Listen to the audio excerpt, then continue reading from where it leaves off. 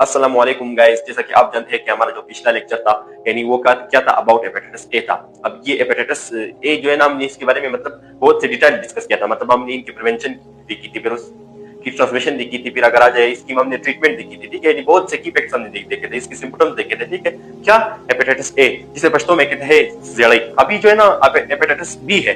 अब ये बी क्या है और इसके जो है की फैक्ट्स क्या है। ठीक है, मतलब प्रिवेंशन यानी ट्रांसमिशन वगैरह वगैरह ये सारे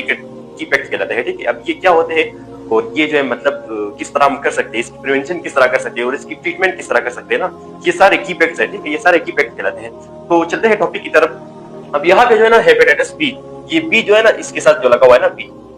ये बी, इसको पश्तो में हम वैसे कहते हैं हेपेटाइटिस बी को, यानी तो जड़े हम कहते हैं। ठीक है, पश्तो में। अब यहाँ पे इसकी जो वायरस है, मतलब अगर आप वायरस की बात कर ले तो वायरस जो है ना वो एचपीवी है, एचपीवी। अब ये एचपीवी जो है ना, आप अगर आप इसकी मतलब एब्रिविएशन की बात कर ले तो ये एच जो है ना, एच ये स्टैंड करता है हेपेटाइटिस के लिए, और ये जो बी है ना ये सीबी के लिए स्टैंड करता है। ठीक है, और ये जो वाई है ये वायरस के लिए स्टैंड करता है। ठीक है, मतलब हेपेटाइटिस बी वायरस। ठीक है, तो ये वायरस जो है ना ये आपके जिसम में एंटर होता है ना तो आपके अंदर ये हेपेटाइटिस बी क्रिएट करता है, मतलब जिसे हम थोर जड़ी कहते हैं। ठीक है, तो अब अगर इसके कुछ सिम्टम्स पर आ जाए, मतलब हम अलामत पर अगर आ जाए तो आप देख ले तो यहाँ पे इसके सिम्टम्स जो है ना ये मतलब कुछ डिफरेंट है, मतलब हेपेटाइटिस ए से कुछ डिफरेंट है। ठीक है, वो डिफरेंट किस तरह है, यहाँ पे जो है ना एक एक्यूट इन्फेक्शन है, एक्यूट, और दूसरा जो है ना वो क्या है, क्रॉनिक इन्फेक्शन है। अब ये एक्यूट और क्रॉनिक जो टर्म यूज हुआ है ना, अब ये क्या है और ये क्यों यूज किया जाता है, ये क्रॉनिक और एक्यूट जो टर्म है ना, दरअसल ये एक्यूट जो ना, एक्यूट जो होता है ना ये टर्म, ये दरअसल क्या थे, मतलब अगर आपके अंदर ये हेपेटाइटिस बी था तो मतलब क्या, यानी इसका जो ड्यूरेशन होगा ये मतलब कम वक्त में होगा और आपको ज्यादा तकलीफ भी नहीं देगा। ये एक्यूट इन्फेक्शन जो है ना, इसकी दो मतलब सिम्टम्स दो किस्म के होते हैं ना, एक एक्यूट इन्फेक्शन होता है, एक क्रोनिक इन्फेक्शन। या तो आपके अंदर ये एक्यूट इन्फेक्शन हो सकता है या फिर क्रोनिक हो सकता है। ये एक्यूट जो है ना ये थोड़ा मतलब खतरनाक ज्यादा नहीं, लेकिन ये ज्यादा खतरनाक है, ये क्रोनिक इन्फेक्शन जो है ना। अब ये एक्यूट इन्फेक्शन इस तरह होता है, मतलब ये लॉन्ग ड्यूरेशन नहीं होता इसका, मतलब इसका जो दौरानिया होता है ना वो ज्यादा लॉन्ग नहीं होता, मतलब ये जल्दी खत्म, यानी जिस्म से जल्दी निकल जाता है अगर आप इसके खिलाफ मतलब मेडिसिन यूज करें, मतलब एंटीवायरल मेडिसिन यूज करें क्या इसके खिलाफ एक्यूट इन्फेक्शन। तो इसके अलामत में जो है ना यहाँ पे आते हैं, फीवर होता है, फीवर मतलब बुखार। ठीक है, ये तो आप भी जानते हैं, मतलब जो कि मतलब हर वायरल डिजीज होता है या फंगल या बैक्टीरियल, ये सारे डिजीज में जो है ना ये फीवर होता है वैसे। ठीक है, यानी जिस्म का जो दर्जा हरारत जो होता है ना, टेम्परेचर, ये बढ़ जाता है। मतलब या तो वैसे जो है ना 37 होता है ना नॉर्मल टेम्परेचर जो होता है जिस्म का, वैसे अगर इससे थोड़ी सी भी बढ़ गई ना, मतलब 38 तक पहुंच गई तो आपको फीवर हो जाता है। ठीक है, इसी तरह पेटिक है, पेटिक कहते हैं थकन को, मतलब आपको इस हेपेटाइटिस बी के दौरान और ये एक्यूट इन्फेक्शन के दौरान आपको मतलब थकन होगी। थकन मींस सुस्ती, पश्तो में हम कहते हैं हिस्टोरिया। ठीक है, ये सारे मतलब इसके जो है क्या सिम्टम्स है। ठीक है, इसी तरह यहाँ पे न्यूजिया है, मतली जिसे मतली कहते हैं। ठीक है, यहाँ पे अगर आ जाए तो लूज ऑफ एपेटाइट। अब ये है क्या है, एपेटाइट कहते हैं दरअसल, एपेटाइट जो है ना, एपेटाइट दरअसल कहा जाता है भूख को, मतलब आप जो है ना भूख मतलब भूल जाते हैं, भूख आप भूल जाते हैं क्या, ये हेपेटाइटिस बी के दौरान इसको लूज ऑफ एपेटाइट कहा जाता है। मतलब आप जो है ना भूख यानी भूल जाते हैं, मतलब आपको मतलब आप जब आपके जिस्म के लिए खाने की जरूरत होती है लेकिन आप जो है ना मतलब आपका दिल नहीं चाहता कि आप खाना खाएं, इसको कहते हैं लूज ऑफ एपेटाइट। मतलब ठीक है, यानी इसको लूज ऑफ एपेटाइट कहते हैं। इसी तरह अब अगर हम क्रोनिक इन्फेक्शन पे आ जाए, क्रोनिक कहते हैं सख्त को, क्या सख्त। क्रोनिक मींस मतलब ये ऐसी इन्फेक्शन होती है जिसकी जो है ना ड्यूरेशन जो होती है ना, दौरानिया, ये थोड़ा लॉन्ग होता है क्या, ये क्रोनिक इन्फेक्शन का, इसका जो दौरानिया होता है ना ये लॉन्ग होता है, मतलब ज्यादा बड़ा होता है। ठीक है, अगर इसके खिलाफ एंटीवायरल मेडिसिन यूज भी की जाए ना तो इसका जो ड्यूरेशन होता है वो थोड़ा लॉन्ग होता है क्या, ये क्रोनिक इन्फेक्शन का। इसी तरह अगर इसकी सिम्टम्स पर बात कर ले तो ये अक्सर जो है ना एसिम्प्टोमिक होता है। एसिम्प्टोमिक मींस मतलब जिसमें अलामत नजर नहीं आते, मतलब ये एसिम्प्टोमिक होता है, मतलब अलामत जो है वो हमें दिखाई नहीं देते। ठीक है, ये क्या, ये क्रोनिक इन्फेक्शन के दौरान। इसी तरह ये लिवर डैमेज जो है ना, ये ऐसी अलामत है ना, ये इसमें होता है क्या, लिवर डैमेज, यानी आपका जो लीवर होता है ना वो डैमेज हो जाता है। वैसे हेपेटाइटिस कहते हैं वैसे लिवर डैमेज को। ठीक है, यानी हेपेटाइटिस जो है ना ये वैसे कहते हैं लिवर डैमेज को। ठीक है, मतलब आपका जो लीवर होता है ना ये मतलब डैमेज हो जाता है। ठीक है, मतलब उस पे जख्म पैदा हो जाते हैं, फिर बाद में ये अपना काम ही छोड़ देता है। ठीक है, जब अपना काम छोड़ देता है तो मतलब इंसान को डेथ वाकया हो जाती है। ठीक है, तो अब आते हैं इसके कुछ ट्रांसमिशन पर, मतलब ये जो है ना ये किस तरह मुंतकिल हो सकता है। ट्रांसमिशन कहते हैं मुंतकिली को, या माहौल से आप के अंदर किस तरह मुंतकिल हो सकता है, या आपसे किसी इंसान यानी किसी इंसान, एक इंसान से किसी इंसान यानी के अंदर कैसे मुंतकिल हो सकता है, इसको कहते हैं ट्रांसमिशन यानी मुंतकिली। अब ये किस तरह हो सकता है, तो यहाँ पे ना मैंने सिर्फ 3 मेथड जो है ना मैंने मेंशन किए हैं। तो यहाँ पे जो है ना blood and bodily fluids, blood and body fluid से मुराद मतलब आपका जो खून है यानी ब्लड, ये जब आप ना ब्लड जब आप किसी को देते हैं, अगर आपके अंदर हेपेटाइटिस था, अगर आपके अंदर हेपेटाइटिस था, जब आप किसी इंसान को ब्लड देते हैं तो वो बंदा जो है वो इन्फेक्टेड हो सकता है हेपेटाइटिस से, ठीक है, अगर आपके अंदर हेपेटाइटिस था या अगर उसके अंदर हेपेटाइटिस था, अगर उससे आपने ब्लड ले लिया ना खून, तो आपके अंदर हेपेटाइटिस क्रिएट हो सकता है। इसको कहते हैं ब्लड ट्रांसमिशन, मतलब यानी इंतकाल खून के दौरान यानी ब्लड ट्रांसमिशन के दौरान ये ट्रांसफर हो सकता है क्या, ये जो क्या है हेपेटाइटिस बी है। इसी तरह बॉडी फ्लूइड्स मतलब आप इसमें और चीजें भी शामिल कर सकते हैं, जितने भी बॉडी के फ्लूइड्स होते हैं, मतलब माया जैसा कि यूरिन है, ठीक है, मतलब आप चाहे तो इसमें और भी फ्लूइड्स शामिल कर सकते हैं, क्योंकि जितने भी बॉडी के फ्लूइड्स होते हैं ना इनसे भी आप इन्फेक्टेड हो सकते हैं, ठीक है, तो आप और भी यानी इसमें इंक्लूड कर सकते हैं, ठीक है। तो अभी मैंने इंक्लूड नहीं की, तो बस मैंने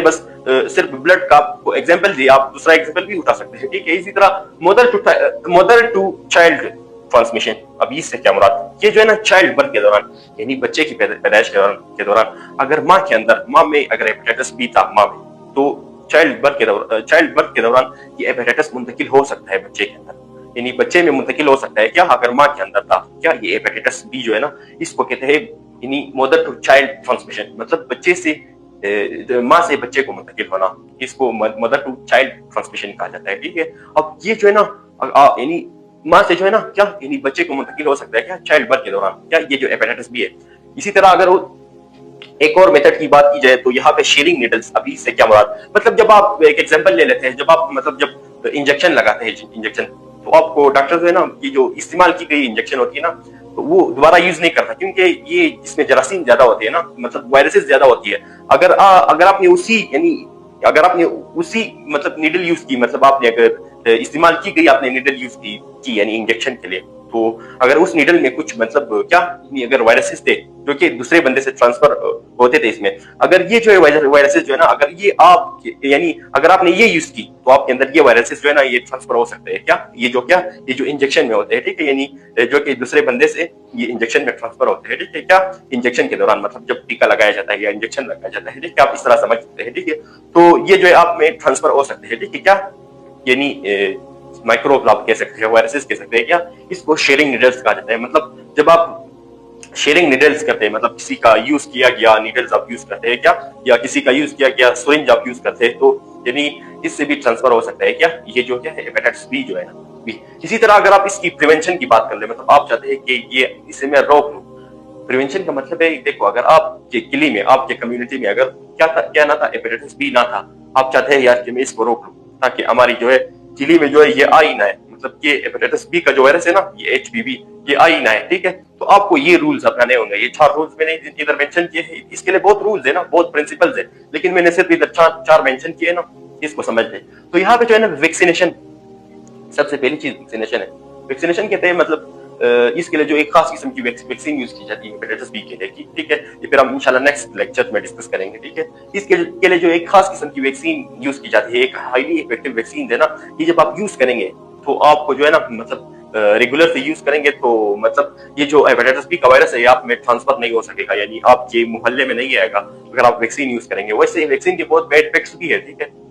मतलब अगर वैक्सीन से आप एक्सरसाइज करना चाहें, मतलब आप चाहते हैं कि मैं एक्सरसाइज करूं, कोई मेडिसिन यूज कर लूं ना कर लूं ना, तो एक्सरसाइज बेस्ट है, वैक्सीन से भी बेस्ट है एक्सरसाइज, ठीक है, क्योंकि एक्सरसाइज जो है ना इसके बैड इफेक्ट नहीं होते ना, यानी एक्सरसाइज जो है ना ये वैक्सीन से भी बेस्ट है। तो वैक्सीन जो है ना ये जो है आपको मतलब क्या यानी फायदा देता है, लेकिन इसके बैड इफेक्ट्स यानी साइड इफेक्ट्स भी होते हैं, इनको भी आपने देखना है, ठीक है। तो इसी तरह दूसरा जो प्रिंसिपल है वो क्या है, अवॉइड शेयरिंग नीडल्स। जैसा कि मैंने बताया ये कह रहा है कि मतलब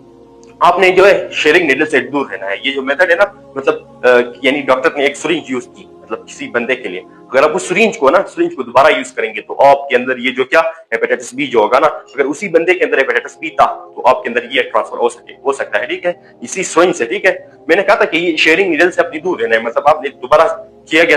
इस्तेमाल किया गया सिरिंज आपने यूज नहीं करना है दोबारा, ठीक है। इसी तरह ये भी मतलब एक क्या है, एक प्रिंसिपल है, अगर आप अपनाना चाहते हैं तो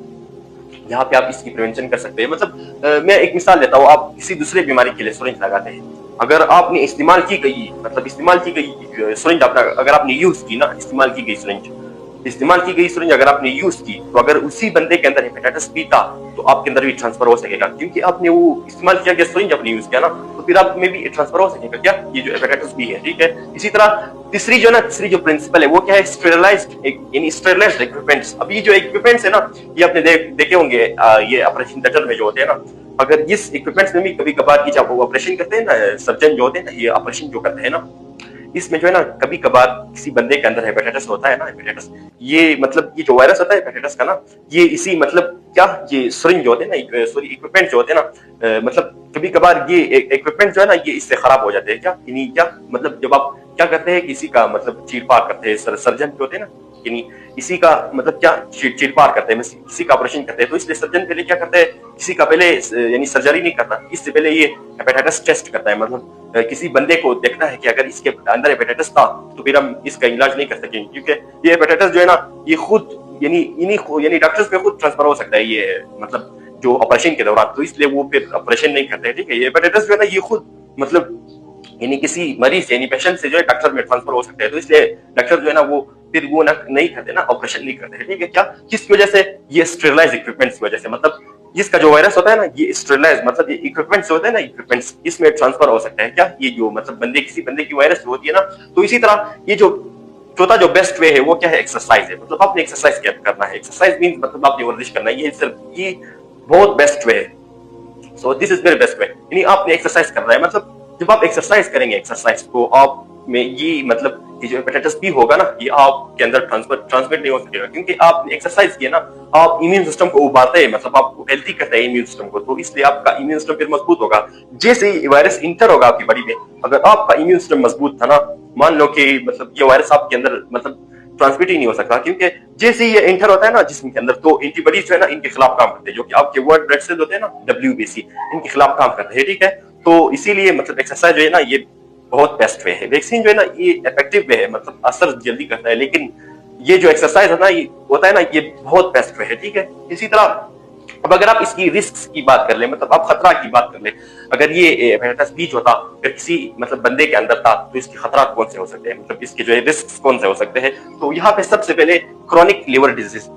ये लिवर जो है ना, ये तो लिवर की एक बीमारी है हेपेटाइटिस, ठीक है, या इसके अलावा और भी बीमारियां हो सकते हैं, ठीक है। अगर आपके अंदर ये हेपेटाइटिस बी था, तो जो कि और लिवर की बीमारी है ना, यानी बीमारियां से, या फिर आप डिजीज कह सकते हैं, ठीक है, वो आप में मतलब आप में क्रिएट हो सकते हैं अगर आपके अंदर ये हेपेटाइटिस बी था, इसका ये मतलब है, ठीक है, यानी क्रॉनिक लिवर डिजीज, इसके भी खतरा ज्यादा होती है। इसी तरह अगर आप देख ले तो लिवर कैंसर जो है ना, इसी तरह लिवर फेलर, ये भी लिवर की बीमारी है, ठीक है, क्रॉनिक बीमारी है, तो ये जो है ना आप में क्रिएट हो सकते हैं। लिवर फेलियर जो है ना, लिवर इन्फेक्शन, लिवर कैंसर कहते हैं, मतलब आपका जो लिवर होता है ना, जिगर, ये जो है मतलब ये कैंसर हो जाता है, मतलब कैंसर,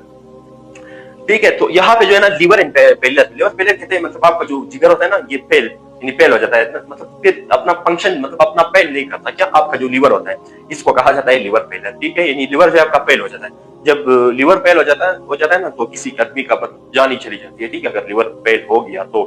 तो इसी तरह अगर आप इसकी ट्रीटमेंट करना चाहते हैं, मतलब आप इलाज करना चाहते हैं, तो यहाँ पे मैंने 3 मेथड जो है ना, मैंने इधर मेंशन की है, तो इसको अगर आप फॉलो करेंगे तो आप इसका इलाज कर सकते हैं, ठीक है। वैसे ट्रीटमेंट और इलाज में इतना डिफरेंस नहीं बात, यानी बहरहाल, लेकिन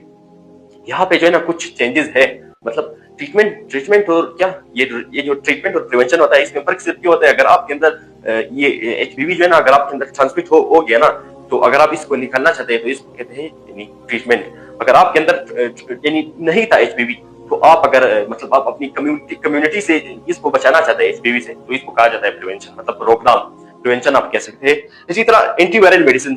यहाँ यानी जब आपके अंदर ये हेपेटाइटिस बी जो था ना, बी यानी एचबीवी वैक्सीन वायरस जो है ना, ये अगर आपके अंदर था, तो आप एंटीवायरल मेडिसिन यूज कर सकते हैं। एंटीवायरल मेडिसिन मींस मतलब आप वैक्सीन यूज कर सकते हैं वगैरह वगैरह, एक वैक्सीन के अलावा भी और भी मुख्तलिफ किस्म की एंटीवायरल मेडिसिन है, आप उसको यूज कर सकते हैं, ठीक है। ये जो क्या है एचबीवी के खिलाफ,